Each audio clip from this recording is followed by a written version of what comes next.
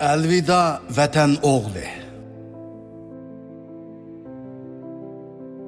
2026 yılı 20 aprel səhərdə Şərqi Türkistan Azadlıq Hərəkətinin peşvalarından biri Uyğur milletinin fəxrlik oğlanı, tonulğan cemaat ərbabı, şair, yazğıcı, jurnalist Ahmet İgenberdi alemden öttü.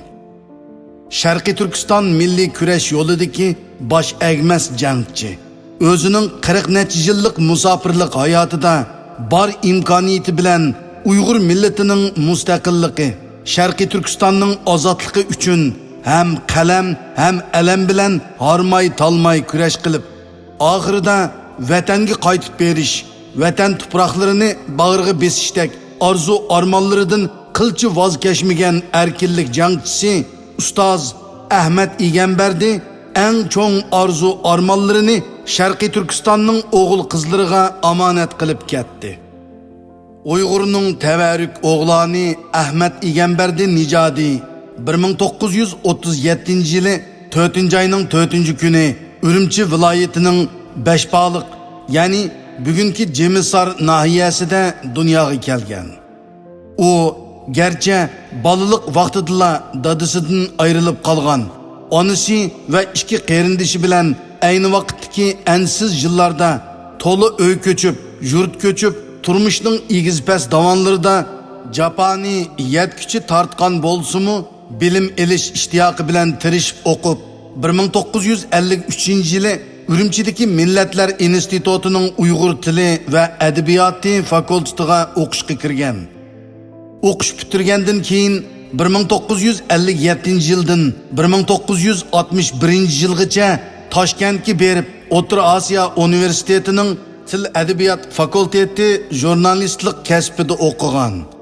1961 yılı Toshkentdagi o'qishini a'lo natija bilan tamomlab, vatanga qaytib kelgandan keyin Yazgıcılar Cemiyeti'nin Tarım, Folklor Cemiyeti'nin Miras jurnallarida tahrir bulup hizmet kılgan. 1963 yılı milletçilik, vatanperverlik ideya ve hareketleri tüpeyli siyasi hukukudan mahrum kılınıp bir qancha yıllar yaqı yurtlarga sürgün kılıngan. 1966 yıldaki atalmış medeniyet zor inqilabi mezgilide eksil inqilabçı, revizyonist ve çetelge bağlangan unsur degen töhmet ve kalpaklar bilen kolga ilinip 12 yıllık qamak cazasıga hüküm kılıngan. Bu 12 yıllık türme, lager ve kömürxanalardaki hayatı her türlük zulüm, manevi ve cismani xorluk, besim hem de ağır emgeklerde ötken. 1979 yıldan keyin aklanıp, yana edebiyat sahasiga qaytib, Miras jurnalida tahrir bulup işligen. 1985 yılı ailesi bilen Avustraliyaga hicret kılıp, Adelaide şehride yaşaşqı başlagan. Ahmet İgenberdi'deki vatanperverlik ruh, siyasi an, milli sezgürlük, balılık çağlarından başlapla şekillengen. Şonaşqa onun hayatı Uygur halkının təqdiri bilen ziş bağlangan. 1960 yıllarda Xitay siyasetiga qarşı ochiq xat hareketiga qatnaşqanlık tüpeyli 10 yıllık sürgündülük türme hayatını baştan geçirip 1985 yılı Avustralya'ya köşmen bulup kelgendin keyin mu mücadelesini davamlaştırgan. 1992 yılı Avustralya'da Şərqi Türkistan Cemiyeti kurulup Ustaz Ahmet İgenberdi cemiyetinin reislik vazifesini ötügen. Bu jarayonda siyasi panahlık meselelerinde ilgirleşler zor bolgan. Bu cemiyetinin qarmıqida Uygur Tili Mektebi kurulup, chet ellerde tug'ilgan ve vatandan kichik chiqqan Uygur perzentlerinin Uygur tilini öğrenişige şarait hazırlangan. 1997 yılı Uygur G'ulji Meşrepi kurulup, meşrep faaliyetleri yolga koyulgan. Ahmet İgenberdi Şərqi Türkistan davasının chet ellerde teşkillenişi, müstekemlenip, ravajlanışı yolunda teşebbüskar, teşkilatçı ve pidakar rehber süpütüde ünümlük rollarını oynagan. 1992 yılı dekabrda İstanbul'da Şarkı Türkistan Vakfı tarafidan uyushtirilgan birinchi qitimliq Sharqiy Turkiston Milliy Qurultayiga ishtirok qilib, Qurultay Kengash Majlisi raisligiga saylangan. 1998-yili İstanbul'da qurilgan Sharqiy Turkiston Milliy Markazining qurg'uvchilaridan ham shu milliy markazning hay'at a'zolaridan biri bo'lgan.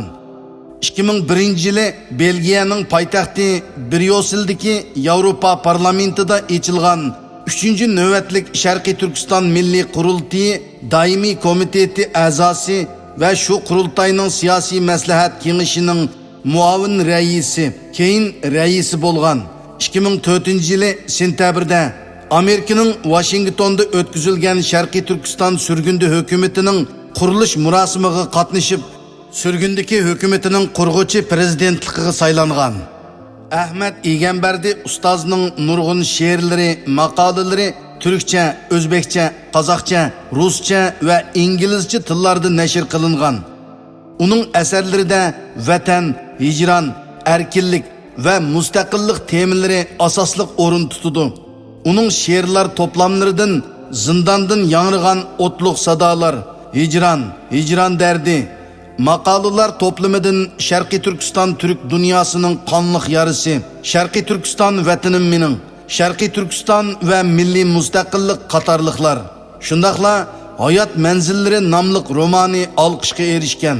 U turmida yozgan ko'plagan she'rlari orasida Tarimdin xat nomli dastoni musodir qilingan bo'lsa-mu, yana nurg'un asarlari saqlab qilingan.